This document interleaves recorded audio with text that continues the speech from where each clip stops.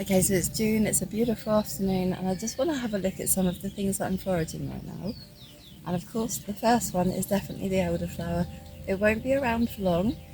It's almost finished. These will now turn into the elderberry. In fact, there are some tiny ones coming there. But at the moment, it's the sweet, beautiful flowers that we want to collect.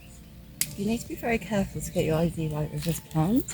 Be very careful that you do not misidentify this. Lots of things look like this in nature right now, and you want to just for safety make sure it's coming from a tree. Look up high, don't look for anything that's actually on the floor, and it should smell very sweet and very delicious. And as you can see, the fruits are starting to form.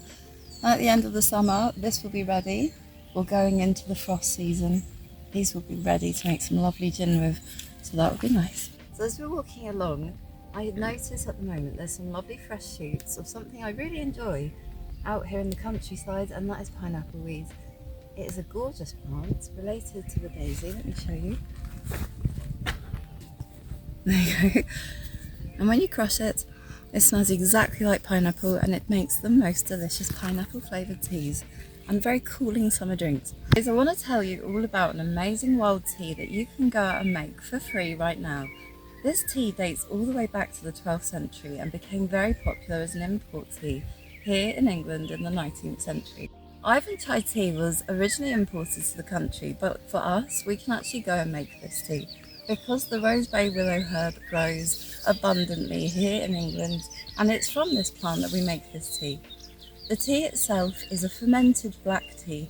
It rivals Indian teas, Chinese teas, and it really was a very popular way to have a regular tea that's caffeine free, packed with antioxidants and vitamins, and it's very helpful if you're wishing to help you relax, ease your digestion. So this is the rosebay willow herb. It is one of my absolute favourite plants. She's very resistant, and she tends to be one of the first plants that will arrive in fire disrupted soil or just generally disturbed soil. And I believe personally, because it has, like dandelions, its seeds fly away in the summer. It's a beautiful thing to see. And those seeds obviously get in everywhere. And then she arrives and she brings lots of goodness with her. I'm going to take one of you guys. Can I take you please? So here is the rosebay willow herb, and it has beautiful flowers which are edible. You can make a beautiful syrup with these, which I often do and I use in my cheesecake recipe, which is in one of my books. But it's the leaves that we're going to be using to make the tea with. And what we will do with them is take them home, wash the leaves, and then we will just roll them in our palms, which helps to oxidate the leaf, and then we let it sit and ferment, and it will turn black, and it will be a beautiful, healthy, healing tea that you can have at home.